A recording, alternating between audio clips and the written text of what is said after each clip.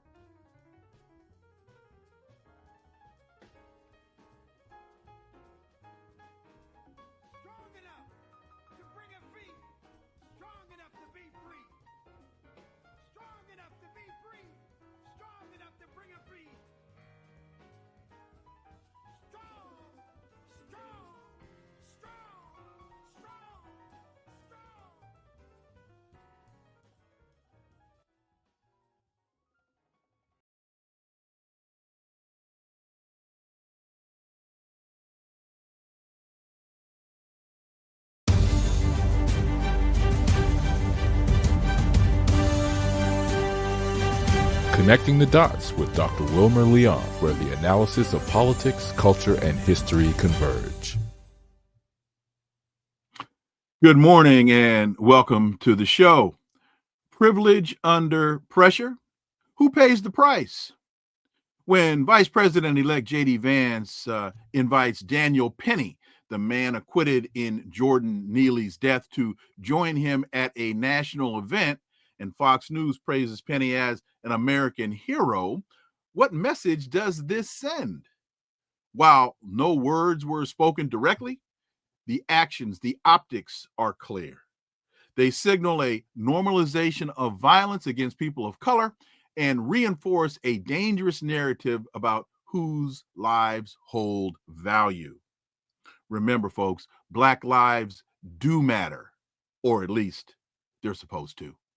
Let's connect some dots here between public actions, historical patterns, and the messages being sent to the world.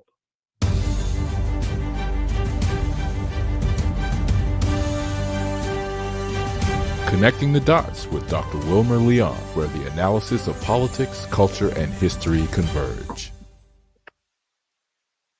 Welcome to the Connecting the Dots podcast with Dr. Wilmer Leon, and I am Wilmer Leon. Here's the point. We have a tendency to view current events as though they happen in a vacuum, failing to understand the broader historical context in which most events occur. During each episode, my guests and I have probing, provocative, and in-depth discussions that connect the dots between these events and their historic context, thus enabling you to better understand and analyze the events that impact the global village in which we live.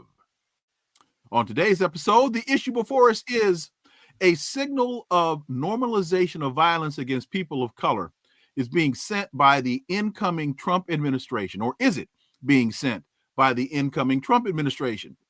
Is a dangerous narrative about whose lives hold value being sent and reinforced by the optics of a Daniel Penny being hailed as a hero? My guest is a former foreign correspondent for the Washington Post. His latest book is Class War in America, How the Elites Divide the Nation by Asking, Are you a worker or are you white? His work can be found at Patreon as well as Black Republic Media and Black Agenda Report, and he's the author of the piece that prompted this conversation, The White Settlers' Bizarre Economic Strategy of Terrorizing Black People. Jon Jeter, my brother, welcome back. Thank you for having me, brother. I really appreciate it. Great to be here. So you write, quote, Daniel Penny, who is white, was charged with manslaughter and criminally negligent homicide for applying a chokehold to the neck of 30-year-old Jordan Neely, a slightly built homeless man who had done nothing more than shout at passengers aboard an Uptown F subway train on May 1st, 2023. When jurors deadlocked on the manslaughter charge, the judge dismissed the charge. The jury deliberated for only a few hours before clearing Penny of the lesser charge as well. Jon Jeter, why do you find this to be significant enough for you to have spent the time writing on it as you have? Well, I spent the better part of 15 years researching my new book, Class War in America. And this fits into a very historical pattern, what happened with Daniel Penny, his assault on Jordan Neely, who was doing nothing, particularly if you have ever been on a New York subway. You know that this kind of thing happens all the time. People get on, they are in some kind of a mood, let's say, and they are loud, they are aggressive, but almost never are they actually a threat to anyone. This fits a pattern, though, this attack, because what it says is that we are entering a period in which whites, even more than normally, the great masses of whites, are experiencing a moral panic. Why are they experiencing a moral panic? We are entering a phase of post-industrialism, right? The post-industrial phase. 100 years ago, during the summer of 1919, what is frequently called the Red Summer of 1919, which is known as the greatest outbreak of racial violence in the history of the United States, which is quite a statement. We saw whites entering the industrial phase, the beginning of the industrial phase. The country was beginning to reorganize, and they experienced a moral panic, which resulted in these pogroms, let's say, against Black people all across the country, including the horrific killing of Mary Turner in Georgia near Albany. Many people may know that. I won't recount it here because it is so gruesome. But this is part of a pattern where whites lash out to police the social order, the racial order, their supremacy. If people will recall, in 1919, around that time, we were experiencing the great migration of Blacks from the South for jobs on the factory floors in the North, and in some cases, Blacks were taking the job of whites. The white bosses could pay them less, and there was a housing shortage, so Blacks were taking some homes, and so there was this fear that whiteness wasn't paying the exact same dividends as it had before. That's exactly what's happening now. Whites are afraid that whiteness doesn't pay the exact same dividends, and so they're trying to intimidate Blacks. Right? Daniel Penny is in reality a collection agent. Right? He's telling Blacks, look, you are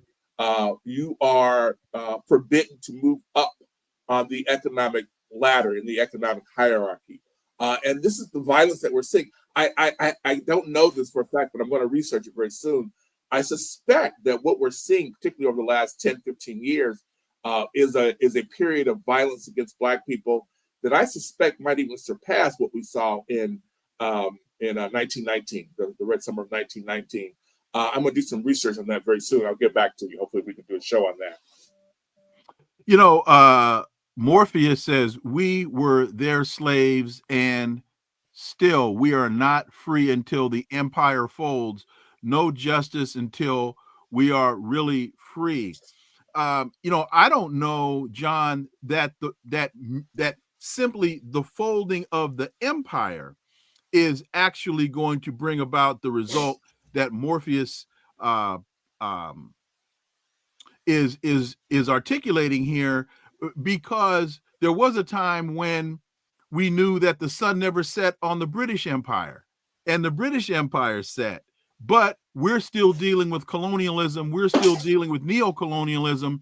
So I don't know that the collapse of the empire in and of itself is going to be enough.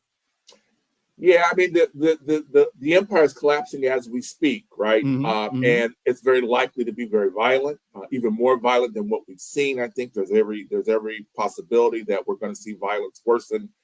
We don't have a discourse in America that is productive at the moment. Now, things can turn on a dime. Historically, things have turned on a dime, but we really don't have a lot of solutions in the mainstream discussion right now. So, I think we're in for a long process. I'm not sure that either you or I will live to see Blacks in a position of equality or with self-determination. But I do think that we're in for a transformation, right? That is going to happen.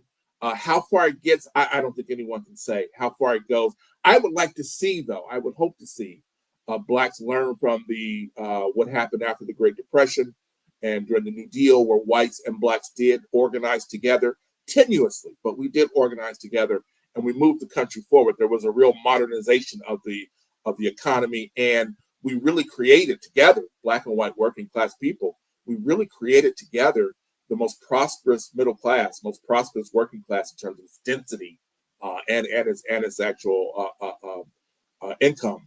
We created the most prosperous middle class in the history of the world.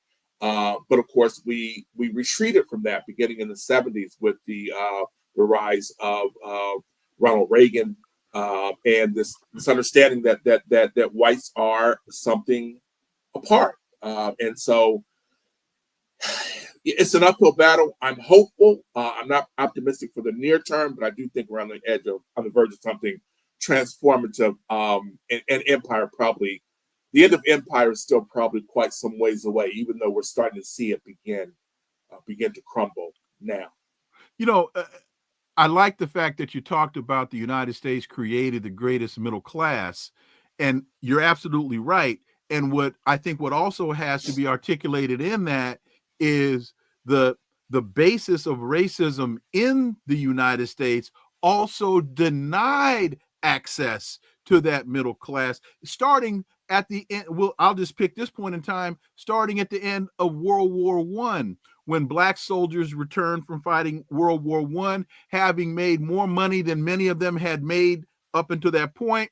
They were trying to gain access to the American dream. They were denied the bloody summer of 1919 or 1921.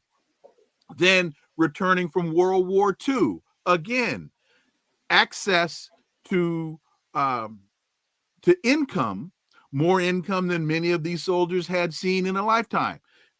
They were denied access to the GI Bill, which went a very long way in helping to create access to housing, access to education. They were provided access through the GI Bill, but denied access through the racial programs in the communities in which they were trying to develop. Yeah, it's it's a bit complicated, right? What we've seen historically is we've seen whites respond to a couple of things, and usually they happen in tandem. We're seeing that again today. They're responding to this economic precarity, right? Mm-hmm. The reorganization of the economy during 1919. That period lasted, of course, a couple of years. We saw the Tulsa racial massacre. They're responding to this reorganization of the economy, which Blacks are competing with them for jobs in the factory floors up north. Now we see it, they're responding to post-industrialism. Mm-hmm. But the other thing, other than this economic reorganization, the other thing that they respond to is loudening demands by Black people for their rights. That really makes white people panic. They fear, as they have always feared, particularly since the end of since Emancipation Proclamation, they fear Negro rule, right? This has always been something you hear. You don't hear it now, of course, but you hear this throughout the history, particularly the postbellum period, the Wilmington Massacre. There was always these cartoons that talked about Negro rule. You have to defeat Negro rule. And so we saw this again during the Panthers. The SWAT teams that were created by the LAPD were created to basically beat back the challenge of the Black Panther Party. The first time it was used was against a bunch of teenagers who were gathered in South Central Los Angeles, the SWAT team. So we see this combination of things of a precariousness in the economy, and also this sort of uncertainty about your role in society. Whites feel that. So we're seeing that now, of course, with, that's why you hear all these sort of criticism by many white liberals about DEI, identity politics, and wokeness, right? They fear that this loudening demand by Black people for racial justice, for what is rightfully ours, they fear that is threatening their privileges. So it is definitely an access to the system, and they see it as a zero-sum game. Many whites, most whites, I would even say, they see it as a zero-sum game where any gain by Blacks is a loss for them. And you mentioned DEI. This has taken us a bit afield, but you mentioning DEI and the pushback against diversity, equity, and inclusion. Why would anybody be against diversity? Why would anybody be against equity? Why would anybody be against inclusion? But with that being said, when you look at a number of the Trump nominees to run agencies in this country, you have Robert F. Kennedy Jr. to head Health and Human Services, zero background in public health, zero background in public health. You have Tulsi Gabbard, zero background in intelligence.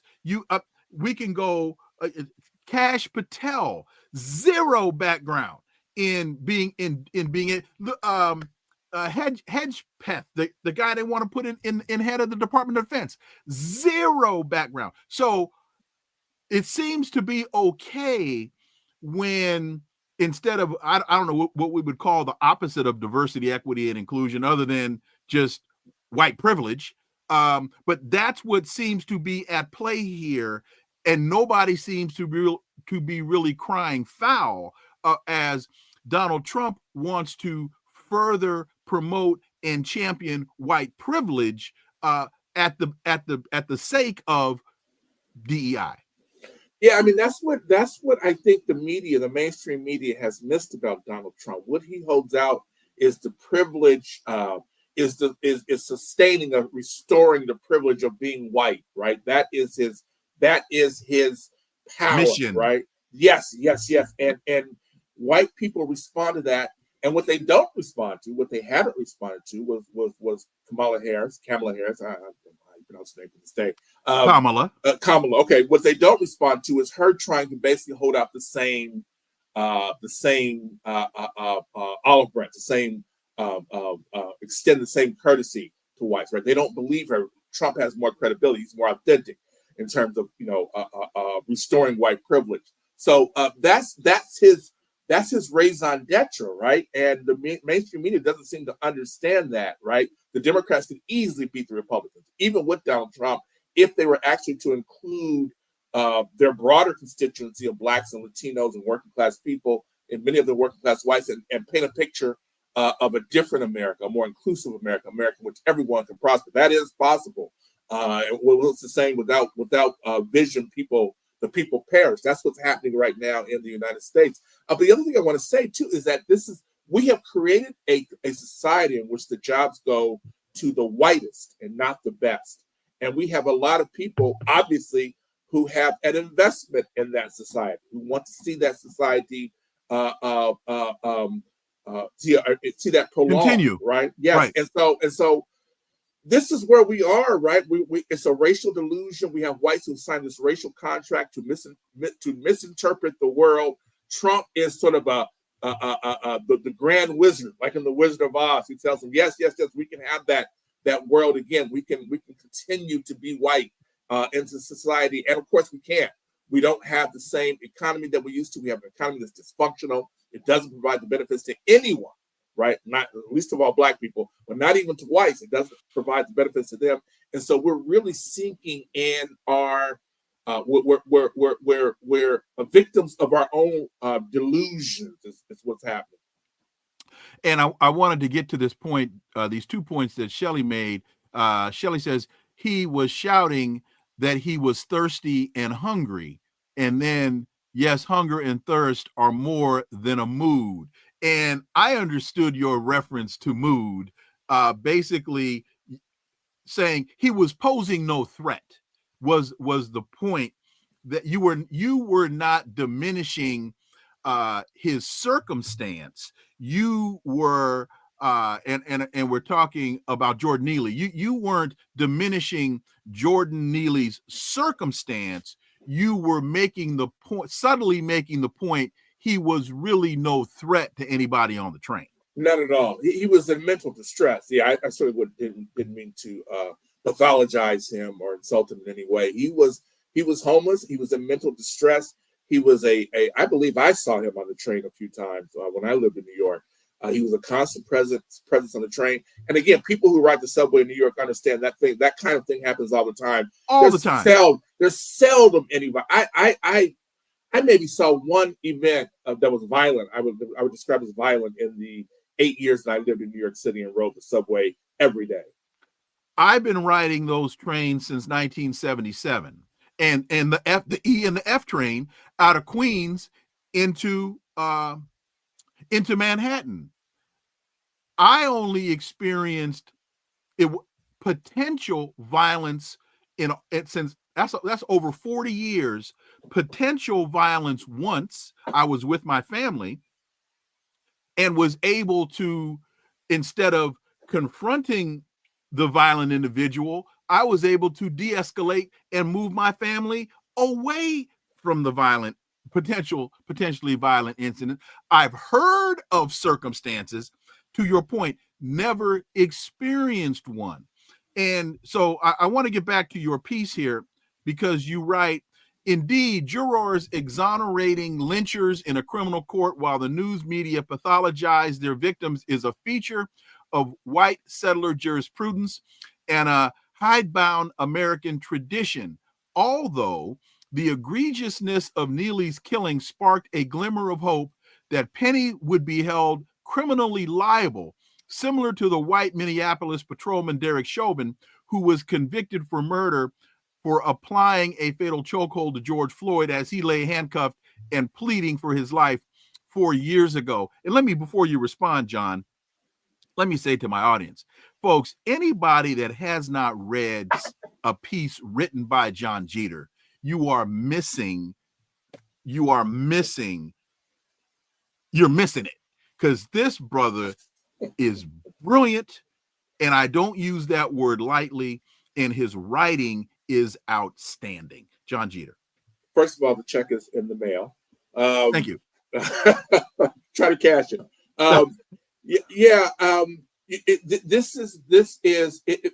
What we're seeing with Daniel Penny, and this is nothing new. It's become so normative that we miss it. We don't even look for it. We don't even acknowledge it.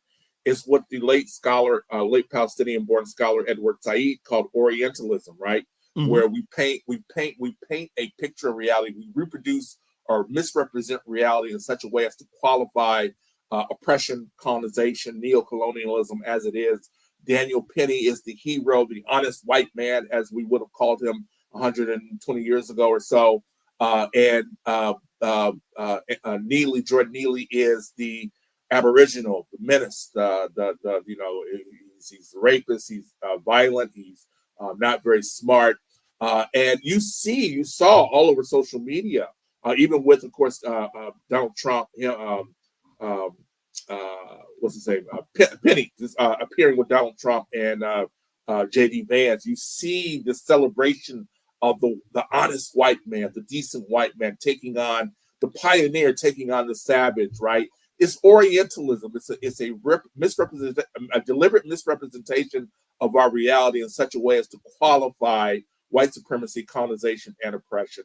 And it continues very much in the mass media. That's why the mass media, the mainstream and legacy media, is in such disrepair right now. They're not trusted by anyone. Their rankings, I believe, their ratings, their approval ratings are, I believe, even lower than that of Congress, which should tell you quite a bit about how people feel about their mainstream media. And Sandra Muhammad, I love his writing style. I assume that's yours. The title of the book, give the title of the book, John. Class War in America, How the Elites Divide the Nation by Asking, Are You a Worker or Are You White? And thank you very much, Sandra. And also, U.S. Navy vet. I'm 79 years old and have been a New Yorker all my life and have never had a problem with anyone on the A train. And I've ridden the A train. I spent most of my time on the E and the F, as well as the A and the 2. Yep. Rolling all through up and down Harlem. Yep. All hours of the day and night. Yep. I got some really funny stories, but I'm still here. I'm still here to tell them. And, no worse for wear. I'd say much better for it.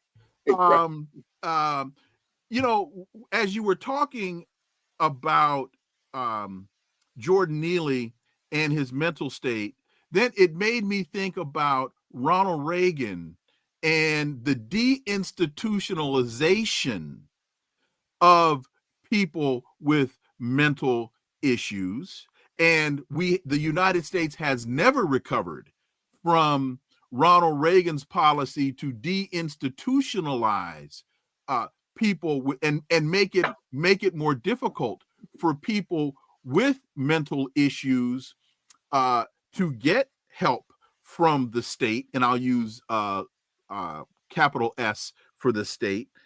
And also, the X and the Y axis cross in terms of deinstitutionalization and deindustrialization of the United States. Yes. This is, thank you. That's a great setup for me to try to sell my book once more. There we go. That's why I'm here. Right. I appreciate it. I'm your setup man. This is the theme that we see. Ronald Reagan's program, which he started as governor of California, was part of what economists call austerity. What that means is they cut back on public spending for public resources, for public works. Wait a minute. Austerity / neoliberalism. Yes. Austerity is the heart of neoliberalism, which is a fundamentally racist program. Race is one of the pillars upon which neoliberalism stands. Austerity, which goes back to the end of the Civil War, it is cutting education, cutting public works, cutting public spending so that they can pay more money. They can take that money and pay it to the wealthy investors who loan the state money in the form of bonds, what we call municipal paper, state issues paper, bonds as the federal government. And the more that you cut, the more that you can you can borrow money from the investors at higher and higher interest rates. Ronald Reagan, that we had sort of come to an equilibrium between roughly 1935 and 1975. And then it started to soar again, this sort of austerity budgeting, borrowing more and more money from the elites, from the investors at higher and higher interest rates. Now we spend almost as much money paying the elites interest payments in a year as we spend on the military budget, more than $1 trillion a year. This is money that could be going to our healthcare, to our roads, to our infrastructure. Maybe if we had this money going to a public healthcare program, that CEO who was visiting New York a few weeks ago would not have been gunned down. We don't know, but at least there's a possibility we wouldn't have had a healthcare system that did not spark this kind of animosity. And so what Ronald Reagan did was he really brought back this idea of austerity, which is cutting the budget. It's a choice between paying the Commonwealth or paying your creditors. And austerity says, we're going to pay the creditors. So let's shift the story, because there is a timeline here from Daniel Penny being found not guilty and walking out of that courthouse free, as Jordan Neely is now a victim of his and buried, to J.D. Vance, Vice President-elect J.D. Vance decides to invite Daniel Penny to the Army-Navy game in Maryland this past weekend and honors him, and I put that in quotes, honors him by bringing him into the vice presidential / presidential suite. He's watching the game with Donald Trump and Lil Marco Rubio, and he's being treated as and is claimed by many to be a hero, and some are saying he should be given the Congressional Medal of Honor. Jon Jeter. That says so much about America, right? This white settler republic. You can see the same thing happening in Israel, for instance. If someone had they're murdering Palestinians by the thousands, hundreds of thousands now. But you can see the same thing happening in Israel, apartheid South Africa, in Brazil, which is also a white settler republic. And it speaks to, but think about this. This is what I think is really important to understand. The Democrats are no better. Both parties are built on Black suffering. They're organized around Black suffering. They are promoting to the white settler republic, look, we got them under control. Our people have got them in check. You have nothing to worry about. Think about Bill Clinton. Those of you who are old enough to remember, think about Bill Clinton appearing during the 1992 presidential campaign, appearing at Stone Mountain, Georgia, at a correctional facility with a cadre of jumpsuited prisoners, inmates, black men mostly, to announce this new program to reduce recidivism by prisoners. Right? It was sending the same message as J.D. Vance. Right? We've got them under control. So what we have are two political parties, and really every institution of the state in the United States, every institution is organized around Black suffering. Why? Because it reassures the white settler. I'm not saying every white person is racist. I'm saying that, and this has been proven. There are studies that show this, that many white people are comforted by scenes of violence against Black people. It tells them that they are still white, they are still privileged, they have nothing to fear from Negro rule or Negro government, that their place in society is safe and secure. That's just the hard fact that we don't acknowledge here in the United States. Not only that, but at the time, Arkansas Governor Bill Clinton, Democratic nominee, left the campaign trail to go to Arkansas to oversee the execution of Ricky Ray Rector. Right. A man with mental issues. In fact, I think this was the execution. He was so devoid of understanding that he didn't finish his last meal. Right. Because he wanted to save it for when he got back. Right. He didn't even realize. Right. He was on his way to the death chamber. Right. And Bill Clinton left the campaign trail. That's right. To go to oversee the execution of this man, because he had to make a point. He had to make a point to white America. Yeah, this is. I mean, this is, and I'm sure to a lot of people. Maybe not. By the way, I'm sorry, but Bill Clinton, the first Black president of the United States. Right. He can play that sax, couldn't he? Right. And wear them shades. Right. This is a deliberate thing. I read about this in my book. David Rodinger, the great labor historian, writes a lot about it. This was a deliberate thing beginning in 1992. The Democrats had been out of office for 12 years. They were trying to figure out how to get back into office. They had two options. There was Jesse Jackson's Rainbow Coalition, which could have expanded the party, included more Black people, poor white people, Black and white coalitions like we saw during the New Deal.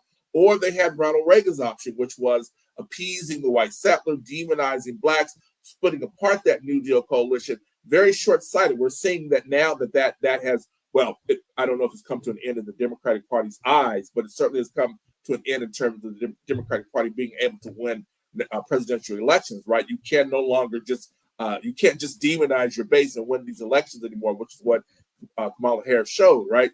But this is a deliberate plan. They have actually discussed this, right? This is why, for instance, when we saw Marcellus Williams, the Black man who was convicted of murdering a woman in 1998 in St. Louis, I think it was 1998 in St. Louis, he was executed. And there's no evidence. Almost certainly he did not commit this murder. And you didn't see, there was a state case. So Joe Biden, Kamala Harris on the campaign trail, they couldn't commute the sentence or pardon him, right? But they could have used the bully pulpit to say, hey, can we at least retry this man? There's no forensic evidence. There was a ton of forensic evidence. None of it linked it back to Marcellus Williams.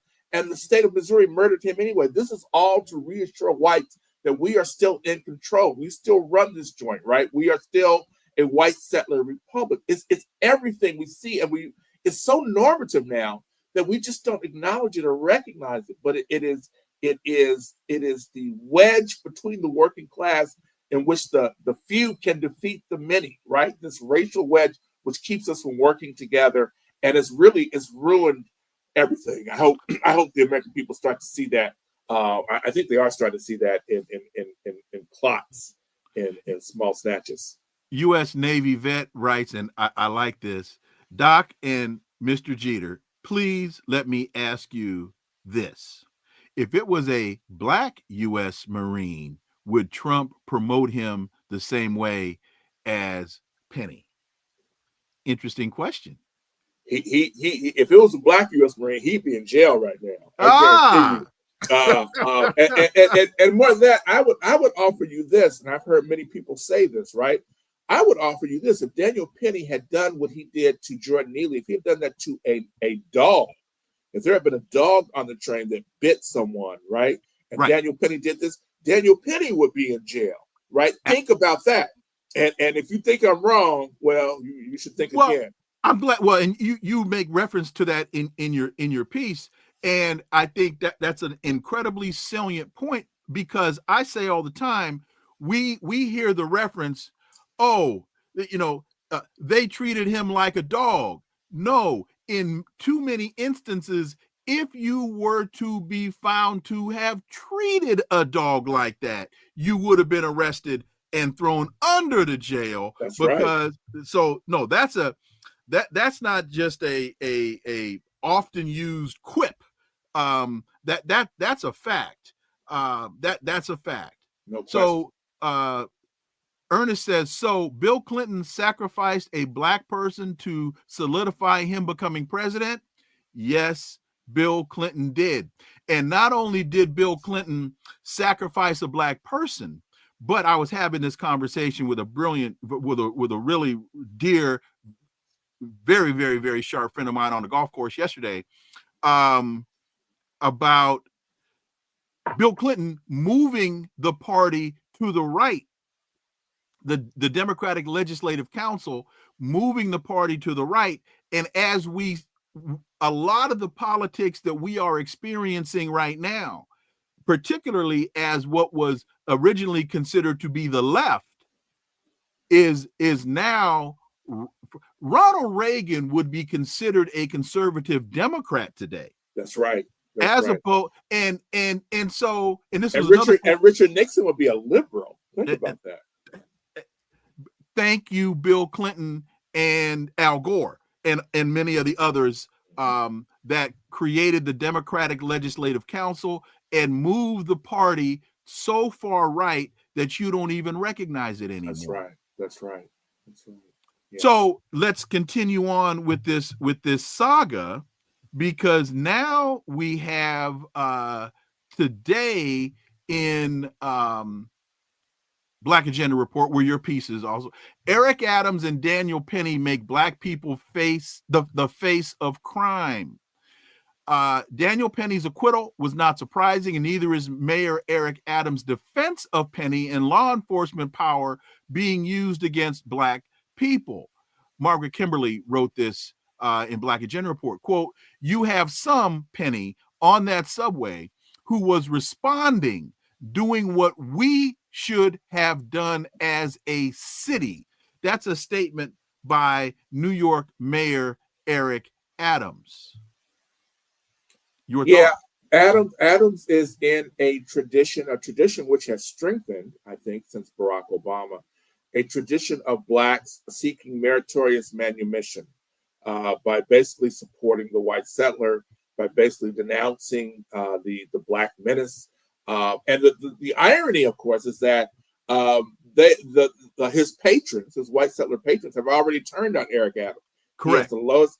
I believe he has the lowest approval ratings in the history of New York City, although they are much higher than his compatriot in Chicago, Brandon Johnson, who I think his approval ratings are something like 15%, which is the lowest in the history of Chicago, which is amazing to me. But what they share in common is they carry water for the white investor, the white investment class, the white political class. And they have turned off their black base. They're in New York, the Puerto Rican base, they're black base, people of color, working class people. But this is their attempt, their very feeble attempt. I don't know if it's out of fear or just that they want to get their hands on the bag, but they try to speak out of both sides of their mouth. I just as an aside, I was very interested to see the former founder of the OZ media network, Carlos Watson, who is a brother who he built this network, and he was swindling his investors, doing all kinds of things to swindle his investors, who were J.P. Morgan Chase and some of the big investment firms. And he has always distanced himself from the Black community in both his coverage and I think personally, there have been things written about just how he's, always kind of been very scornful of the Black community writ large. And in court, when he was being sentenced to 10 years, he got 10 years for this fraud. He all of a sudden he becomes Black. And he says, "Well, I don't think I should. Yeah, I did the crime, but I think you're being hard on me because I'm Black."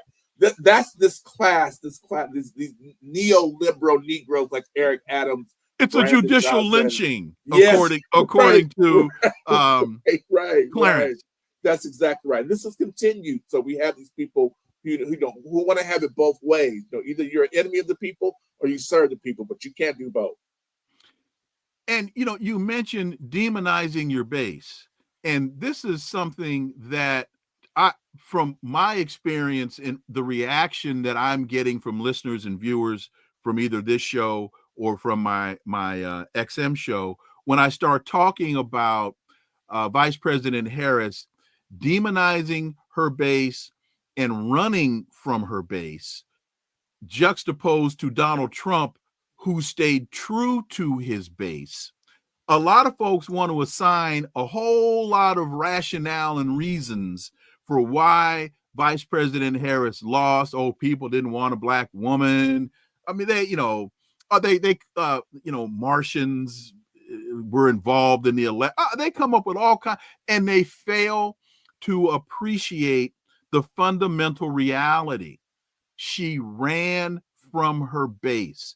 I wrote a piece, Requiem for a Failed Candidacy and Party, where I made the point she was chasing the wrong Liz. That's right. She was chasing Liz Cheney when she should have been embracing Elizabeth Warren. She was chasing Dick Cheney when she should have been chasing, what's his name, from Bernie Sanders. Whereas Donald Trump stayed true to his base, never changed his rhetoric. He galvanized his base at every turn. Kamala Harris ran from her base, demonized her base. In fact, there was a piece in the Wall Street Journal last week talking about members of her campaign in Philly were thoroughly disgusted at the fact that they did not focus on intercity Philadelphia. That's right. And it sounds like they were young organizers who went out and on their own volition. They were discouraged by the party leaders from doing this, but they went out on their own volition, knocked on doors. And this is why Kamala Harris lost. And it's not just that they are indifferent to the base. They punish the base. Think about this. I think it was actually the 88 crime bill, where they set the penalties for crack cocaine at 100 times, federal penalties are 100 times worse than they are 100 times stiffer than they are for powder cocaine. Thank you, Joe Biden. Exactly. There's no difference between the drugs. There's absolutely no difference between the two drugs, except one is associated with Black, and even that is kind of sketchy. One is associated with Black, crack, and one is associated with white. To this day, Obama lowered it from, I think it went down to 25-1, and now Obama lowered it to 18-1, right? Right. Why isn't it 1-1? Why didn't Kamala Harris? I mean, just think about the leverage she could have gotten if she had lowered it from the penalties were 1-1. Or if you want to be just an a-hole about it, right? Maybe you can make the penalties for powder cocaine the same as they are for crack cocaine. Lift those penalties, right? But still, there's a sense of justice there. They won't do these kinds of things, and it's deliberate. The crime bill, the omnibus crime bill in 1995, that was, people talk about the unintended racial disparities. They weren't unintended. They were the point, right? And this is what people need to recognize. This is why the Democrats, I don't know if they are even a viable political party anymore, because their strategy is built on denouncing, punishing their electoral base. I just don't know what their future is going to be. And we don't see them. It doesn't seem as though they even understand that. If you look at their politics since the election. Well, that's a great point, because in listening after the election, in listening to Congressman Hakeem Jeffries, for example, on Meet the Press, talking about, well, we have to do our post-election analysis, and dude, you got your hind parts kicked. Right. That's like call me. That's like Michael Spink. That's like Michael Spink said he has to do a post-fight analysis after Mike Tyson whooped his hiney. I can explain to you very, very clearly why you lost, how you lost. In fact, read my piece, Requiem for a Failed Candidate and Party. The answers are right there. It's not a matter of they don't understand. It's they're now trying to figure out the way to spin it. That's the problem they're having. It's not we don't get it. No, you get it. What you are now trying to figure out is how to spin it so that you can present the illusion of working for your base when all you are continuing to do is stay stuck on stupid and continue the same foolishness so you can collect your paycheck. 100%. They're trying to have it both ways, and it's just not possible. And let me say this.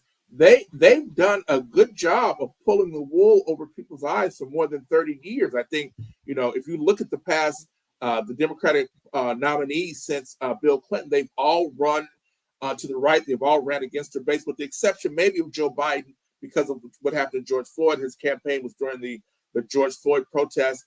But as soon as he was elected, he came back to the Democratic fold, the Democratic tradition of shunning your base. But that this has lasted for 32 years is amazing. We'll see what happens next. But it's just they've run out of gas. They've exhausted this model. Sandra Muhammad says her book is on the way, so I assume that Sandra. Thank you, Sandra. She has ordered and give people again the title of your book, please, Jon Jeter. Class War in America: How the Elites Divide the Nation by Asking, "Are you a worker or are you white?" And thank you very much, Sandra. I appreciate that. And I want to tie. There's another story that I think is tangentially tied to this. Oh, before we get to that, let me ask you this: as it relates to Daniel Penny being brought to the Army-Navy game and being honored in the manner, have you heard any outcry from the Congressional Black Caucus on this move? I have none. And I should say I don't really keep up with the Congressional Black Caucus because I always find them disappointing, but I have not, and I wouldn't expect to. There might be a few outliers in the CBC. Cori Bush, for instance, in her last month in office, but I wouldn't expect to. They've really gotten their marching orders, and the CBC is really a complete waste of time. I mean, in other words, there's really not anyone. Some are a little bit better than others, but there's really not anyone who actually advocates in the CBC for the Black community. Not a single person. So, having to say, and I'm not going to mention his name because I don't want to put my brother on blast without his, and I don't mean put him on blast. I mean, I don't want to put him out there publicly without his permission. But again, a dear friend of mine, really smart dude. We were talking yesterday about this very issue, and he made the point that, for example, when you go to AOC's website, on her website, there are 90 some odd things that she is articulating of a progressive matter or of a progressive bent. And he was making the point that because that mainstream media is not articulating these progressive points that she has on her site, that just because we don't hear the CBC or see them on mainstream media doesn't mean that they aren't out there articulating the positions that we need articulated. Your thoughts, Jon? Astrophysicists have this understanding that there are solar systems that are so distant that there's no instrument that they've created that can pick them up, that can detect them, right? And the only reason they know that there is a solar system, that there is a sun, is the way that the meteors and the planets move, the direction that they move. They know that they're moving around the sun. They're orbiting a sun.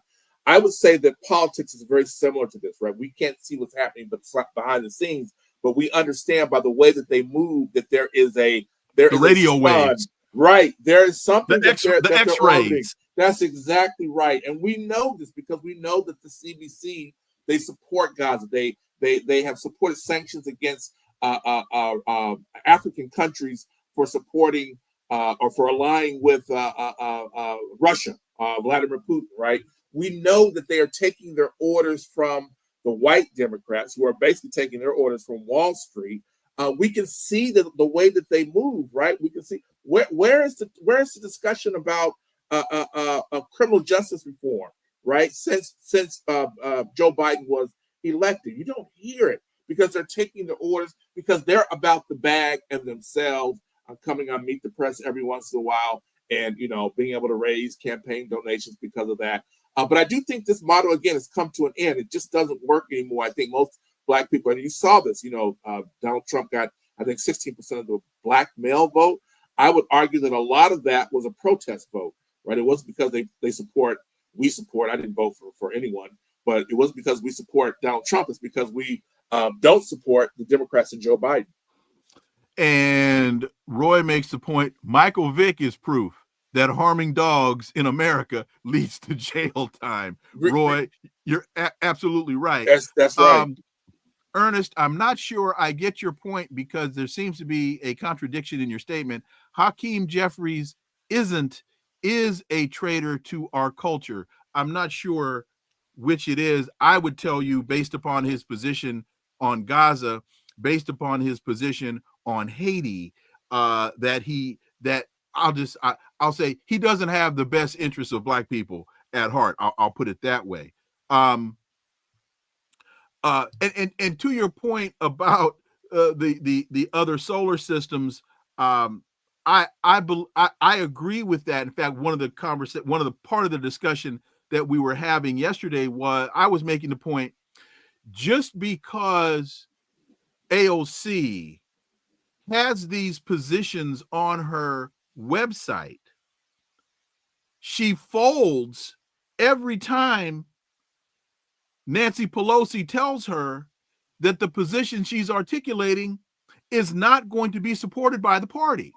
In fact, I go back to John Conyers when I think it was I forget the year, but Barack Obama was running for it was Barack Obama's first run for office, and John Conyers was making the point, you need to vote for Barack Obama because if you do, I will become the chair of the House Judiciary Committee, and as such, I'm going after George Bush when I'm elected.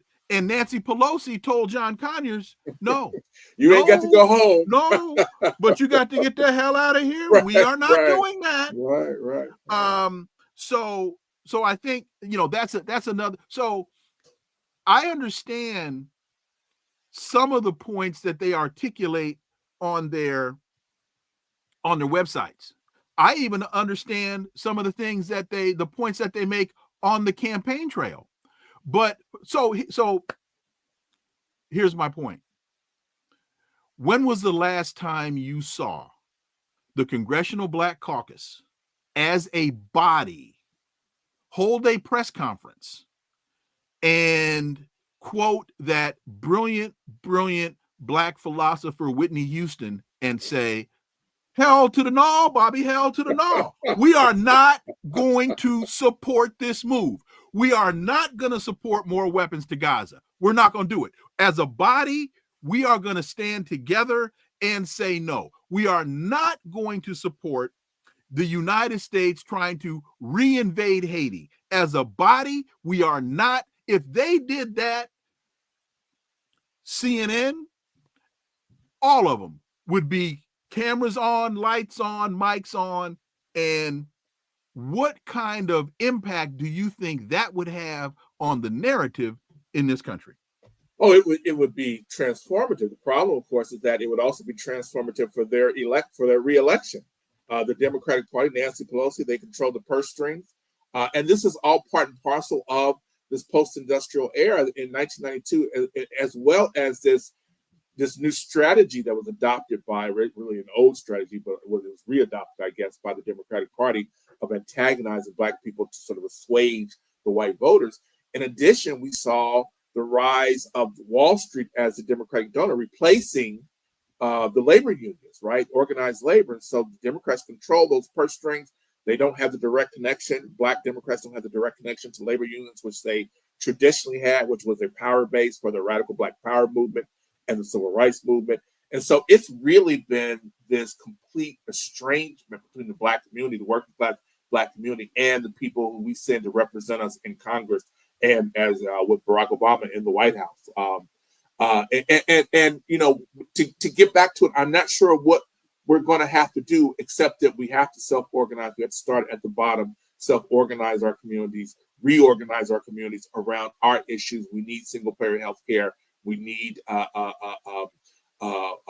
way of financing government that doesn't break the taxpayer and that actually meets our needs in terms of education and water. You know, water is a big problem now across America, and particularly Black America. And let me say this too. And AOC, I think she's so symbolic of these new Black. I guess she's not really Black. She doesn't really claim it, but still, these new Democrats, many of them of color, who are products not of the Black community, but of gentrification. AOC is really a product of gentrification. And is it Queens that she serves?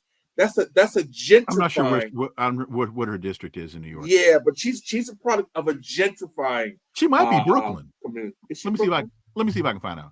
Go ahead. Yeah, she's one or the other, but it's a gentrifying community. It's not that working class Black community of 50, 60 years ago. It's a gentrifying community. And that is a liberalism whose mission, whose raison d'etre, is to defeat a working class polity. The Bronx and North Central Queens.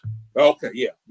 See, that she's representing the gentrifiers, not that Black and Puerto Rican community that her predecessors might have represented, 50 years ago.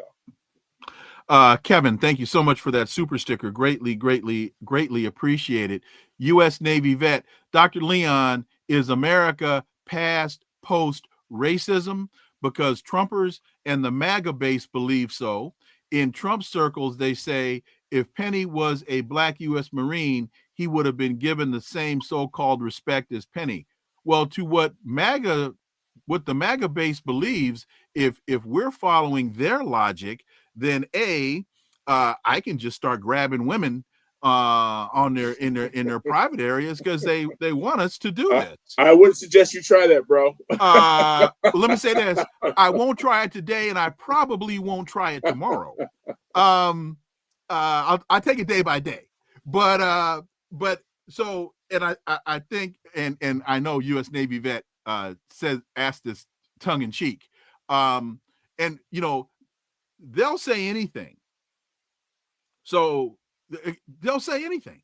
And again, he was making that point tongue in cheek.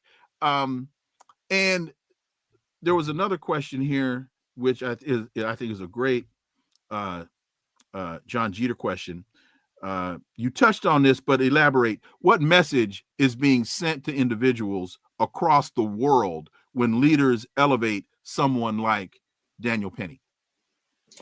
I think most of the world, particularly in the global South, they understand that the American empire is in decline, and they contextualize Daniel Penny as a symbol of our decline. They see the same videotapes that we see, then they see people go free like Daniel Penny.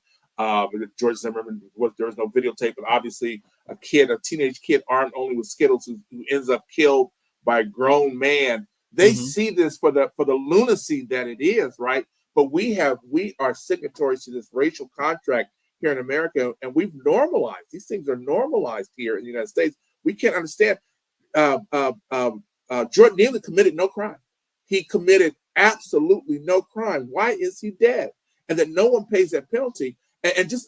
And why isn't the man who murdered him behind bars? There's no price to pay. And I write in today's Black Agenda report, I wrote about a case in 2006 where a Black man, his son was being attacked by, or there was a mob of white teenagers who came to his home in Long Island. They said they were going to kill him. They thought he had posted something online that said he was going to rape some white teenage girl. He didn't. And they came to his house with a baseball bat and with bad intentions. The father, I think at the time, was 56 years old. He grabs his Beretta, as I think any smart father would have done, goes outside to confront the young men who are threatening him. One of the young men lunges at the gun. He ends up shooting and killing him. He got 2 years, 20 months for that, right? And he was clearly under threat. There was a real threat, right? Governor, who was the black governor?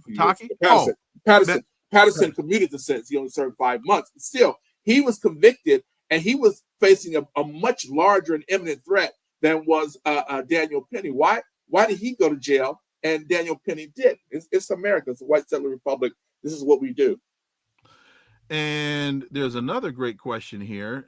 Excuse me, folks, while I go to my other device. Does it embolden white individuals, a global minority, to assert dominance and control from a position of fear and entitlement? No, absolutely. Absolutely. That is their look. I mean, they force people to work for them at gunpoint. It is the threat of death that is their power. Their power is that they are better at organized killing than any group of people in the history of the world. You can only turn to Gaza to see that is the case, right? And even when there have been pogroms like that in Rwanda, it's been manipulated by the white settler, right? Those ancient antagonisms between the Hutus and the Tutsis, they weren't expanded into this kind of violence until the white settler got there. So this is their raison d'etre: fear, intimidation. That the United States is built on rape, slavery, and genocide, the three crimes which are crimes against humanity, considered crimes against humanity by all major religions, right? And this is what the United States, what Israel, what Brazil, what most of South America is based on. And so this is who they are. This is what I say this all the time. The Czechs and the Hungarians and the Austrians and the Russians, the Italians, the Irish, the Brits, the French, the Portuguese, the Spaniards, and all other tribes of Europe are glorious people. The white settler, not so much. And James H., what Penny did was murder, plain and simple. And folks, murder, the definition of murder is the killing of a human being by another human being with malice, with intent, malice, and forethought. So when you put someone that has not threatened you into a chokehold for 6 to 8 minutes, you have taken the life, you are a human that has taken the life of another human, and by putting them in that chokehold what the outcome will be. That's why it's called a chokehold. That's right. So those are the elements of murder. Shelly H., thank you so much for your super sticker. So let's go to this other element that I wanted us to cover today. There's been discussion about, and we were talking about AOC. She was trying to take a key position of the Oversight Committee. And I think she was up against Jerry Nadler. I think that's who it was. AOC was vying for the position to replace Jamie Raskin on the Oversight Committee. And so there was all this discussion about, in fact, let me read this quickly. Nancy Pelosi led the charge to keep Alexandria Ocasio-Cortez out of a key House position. It was a bad move.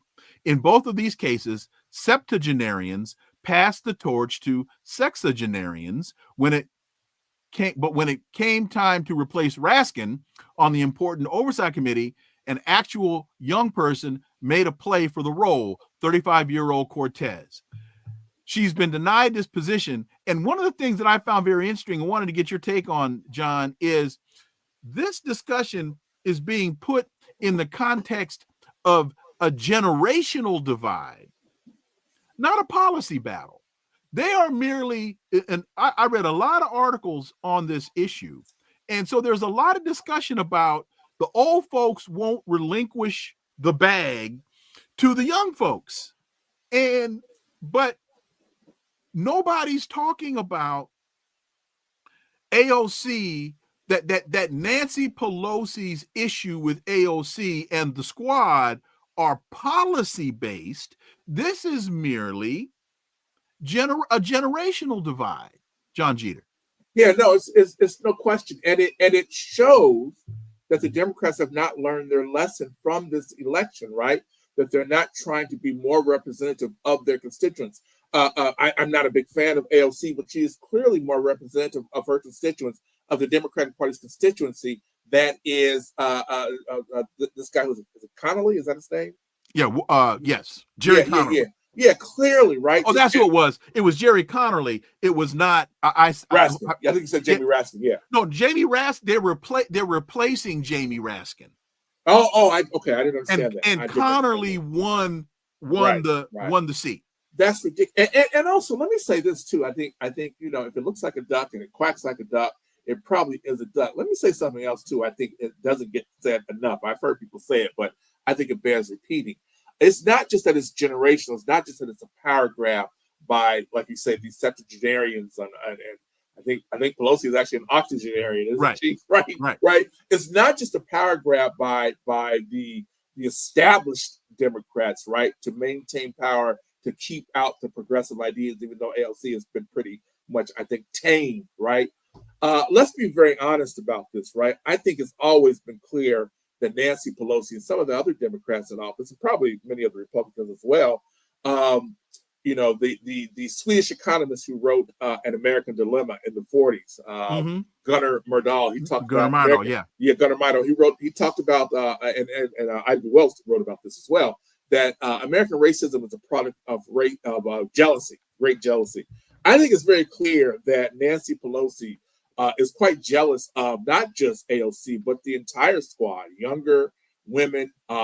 This is not my thing, but I think younger, attractive women who are media darlings, right? AOC is a media darling in a way that Nancy Pelosi will never be. I think we should talk about the problems that are inherent in AOC being surpassed. And, she's not a particularly great representative, but she would be a much bigger step in the right direction than is this guy Connolly. And I think a big reason is just jealousy of these younger Democrats who are media darlings, who are more camera friendly, and the Nancy Pelosi's, the James Clyburns don't want to see them rise and supplant them, although that's inevitable. And I had to go to the bookcase and find Gunnar Myrdal, American Dilemma, the Negro problem and modern democracy. That's right. Folks, reading is fundamental. Folks, reading is fundamental. Man, this is really so. Okay, so as we wrap this up, what are the three salient points you want the audience to take away from the first piece that you wrote in Black Agenda Report, The White Settlers' Bizarre Economic Strategy of Terrorizing Black People, and the most current piece that you've written? I would say the three most salient points. The one, I would repeat what Dave Chappelle has said, which is that we're Americans and we need to recognize that our strength is in each other, right? DEI and wokeness and identity politics is not the problem. The problem is a lack of class solidarity between Black and white workers. When we get together, the things that we have done historically have been transformative and epic, right? The American middle class, which is built from the Great Depression, what we were able to build between 1935 and 1975. I would urge people, if they don't buy my book, and I hope they do buy my book, they should at least read up about that period of time and understand what we did. If we had continued on that trajectory, the United States would be the greatest social democracy in the history of the world, right? The other other thing I would say is that we need to understand that what happened during the Great Depression and the New Deal, that biracial bacchanal, as I call it in my book, right, in which we moved together forward, not tenuously still, there's still racism. We need to understand that the betrayal of that, how we retreated from that idea, was in whites reclaiming a white identity, not being workers, but in being white, right? And Blacks, I think, need to understand going forward, we should think about reparations as going forward. I think we have to work with whites, especially for universal things like universal health care, single payer health care, reducing the military, somehow a ceasefire in Gaza, permanent ceasefire in Gaza. But I think we should think in terms of sovereignty and in terms of what Fred Hampton said, Black power for Black people, white power for white people, brown power for brown people, X power for all the people who are left out.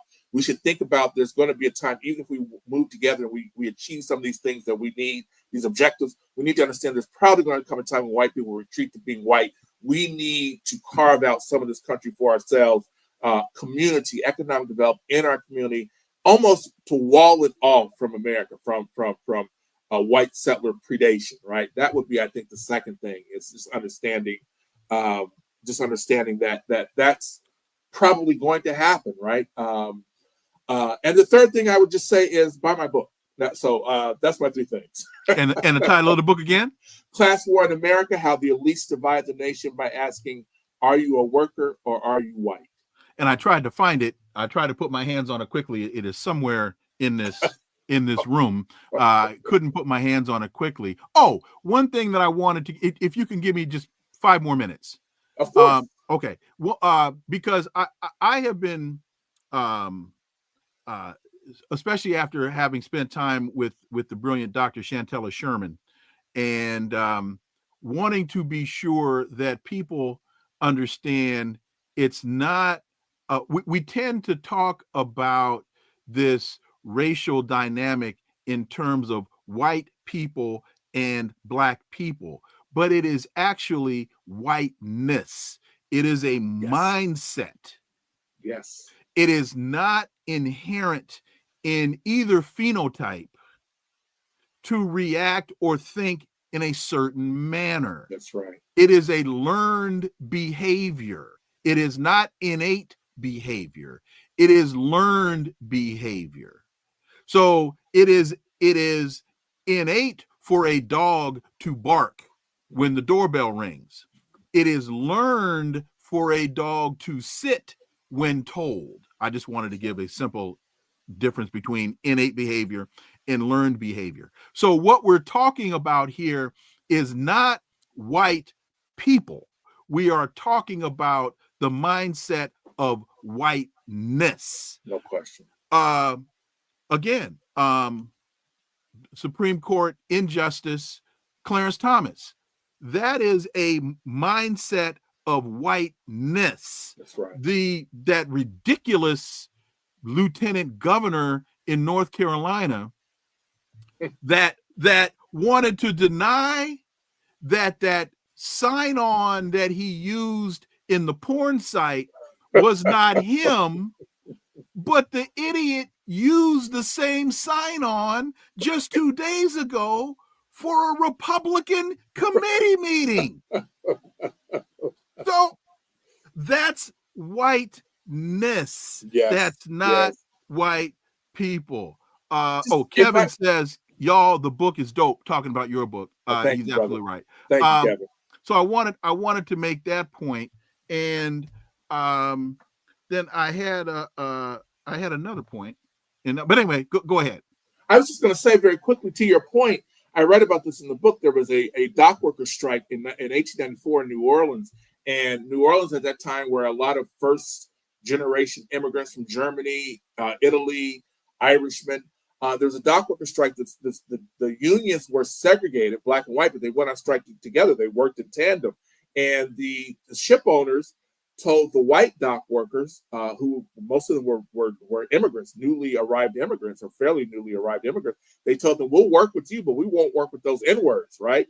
And the white dock workers who had not yet learned to think of themselves as white, they thought of themselves as workers, right?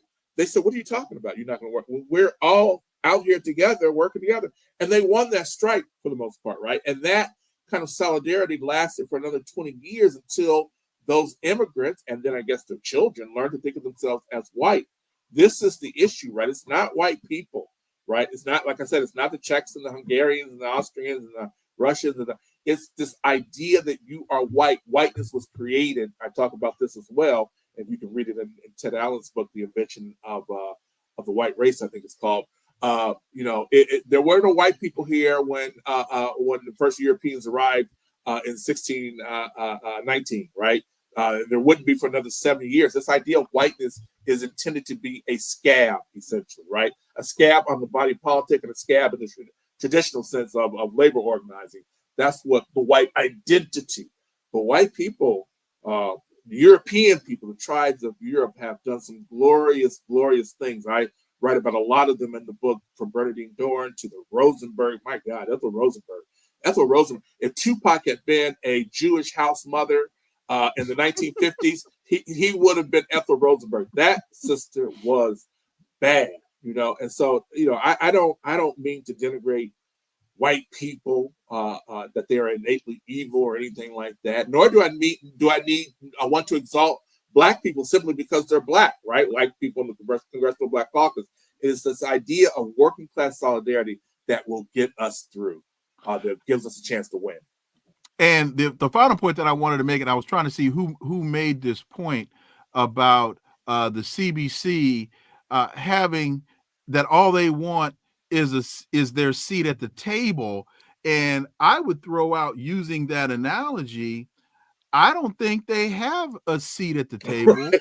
I think they're serving those at the table because their primary job is to deliver us. That's right. Oh, wow. To the elite. That's a great analogy. Yeah. I think that's exactly right. And also because, and also I wanted to bring in your Fred Hampton quote about Black power for Black people, brown power. See, many would interpret that, and if you think I'm wrong in this, then please let me know. Many people, I think, will misinterpret that as him being exclusionary. But actually what he's talking about is when you come to the room to negotiate, you have to come to the room from a position of strength. Yes. And the way that Black people articulate their issues is through what Stokely Carmichael and Charles Hamilton talked about, Black, and of course Willie Ricks, Mukasa Dada, Black power. Right. So I come into the room with 1 million Black people standing behind me.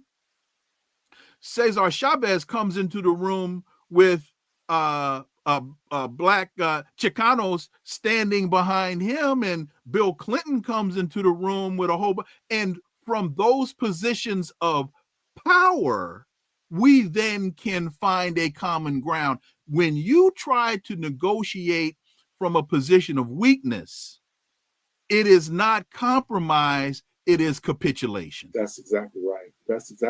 You're going to lose. And all the time. I mean, really, Black people today in the United States, and to a lesser extent, Latinos, I think, we almost exist at the pleasure of white people. We don't own our own homes. We don't own or control any institutions. And just very quickly, if I may, what would it mean if we thought about reparations as a 1% tax, what they call a Robin Hood tax, on Wall Street transactions that would only affect really wealthy people, wouldn't affect small time mom and pop investors or anything like that?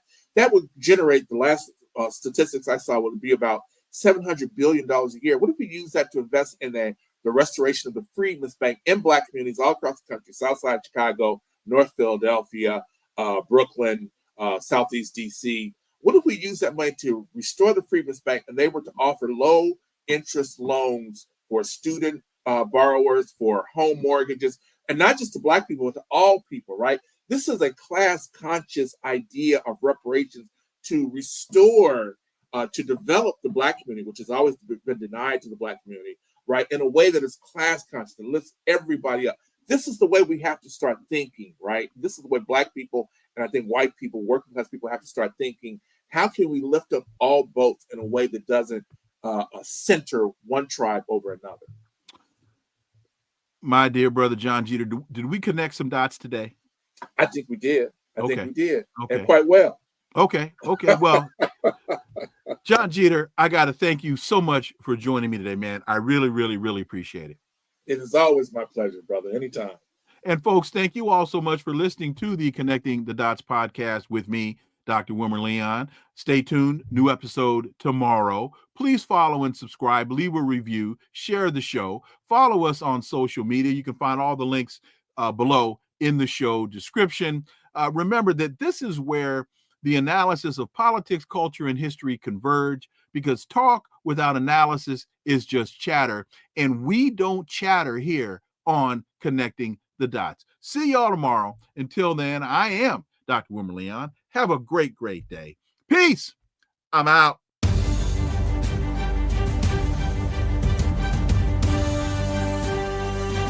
Connecting the Dots with Dr. Wilmer Leon, where the analysis of politics, culture, and history converge.